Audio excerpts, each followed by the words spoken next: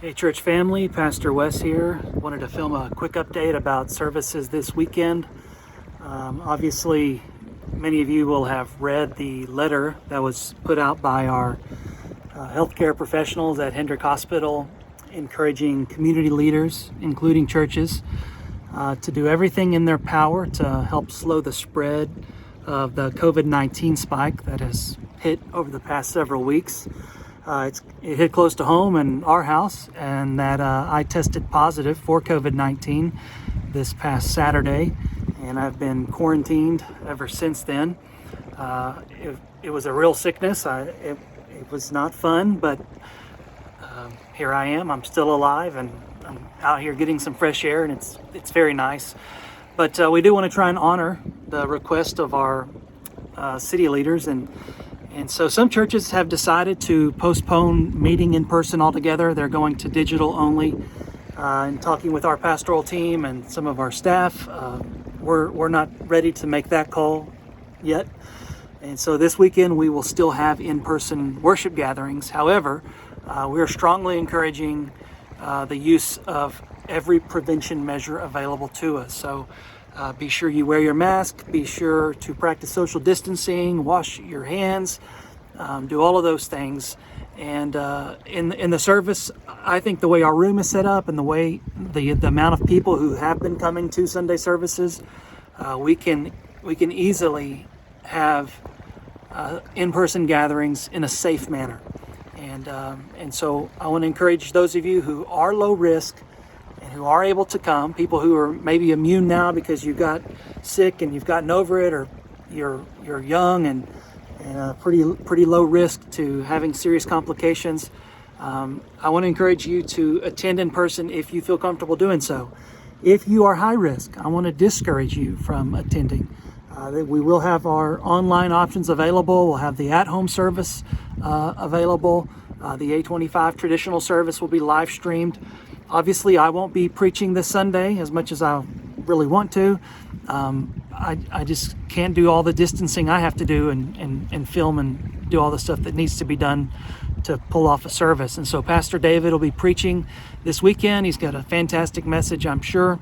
And then I'll be back in the pulpit next Sunday as we kick off our Advent series. As I said, this is just for this weekend. There's no verdict out on what we'll do after that. Obviously, the state of Texas could make a legal request or something a little stronger than just the medical professionals, and we may decide differently, but this is where we're at as of now. If you are a small group leader, I want to encourage you to think wisely about whether or not your group meets, and if you meet, how you meet. If you can't practice social distancing, then you need to mask up and encourage people in your group to mask up. All of our volunteers in our kids wing and in our preschool wing will be wearing masks. And then all those serving volunteer-wise in the church, I want to encourage you to keep your mask on and to do everything that we can do to make our in-person gathering a safe gathering for those who choose to attend. We are not having our Thanksgiving meal, so I think you got word on that last Sunday. That was an easy decision for us given the spike in COVID. That is one thing that we can cancel.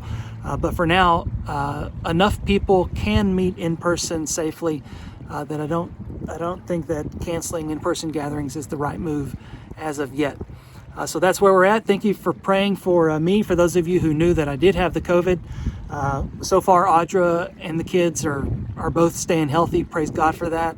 I am really ready for the quarantine to be over so I can hold that brand new baby again. It has not been fun being curled up in a room all by myself for a week. But that's just the nature of the beast right now. But anyway, thank you for those of you who've been praying. It's felt the prayers. It was not a serious illness. It was a real illness. It wasn't fun, but I'm alive and we're going to be okay. Please pray for those who do have COVID and especially those who are high risk. Pray for our medical professionals. If you know a nurse, you know a frontline worker, then let me encourage you to send them a note to let them know that you are interceding for them in this difficult time. We do need to bless our city and love our city during this season. I think we can do that while still having in-person gatherings, if we'll do it in a way that honors their request. And so now is not the time to shrink back in our responsibility, but to instead step forward and really show the city how much we love and care for them. And so I want to encourage you to do that. I'll see you next weekend. And for this Sunday, I'll be watching from home like many of you. I hope you have a great rest of your weekend. And until I see you again in person, or until I see you again next time, you are sent.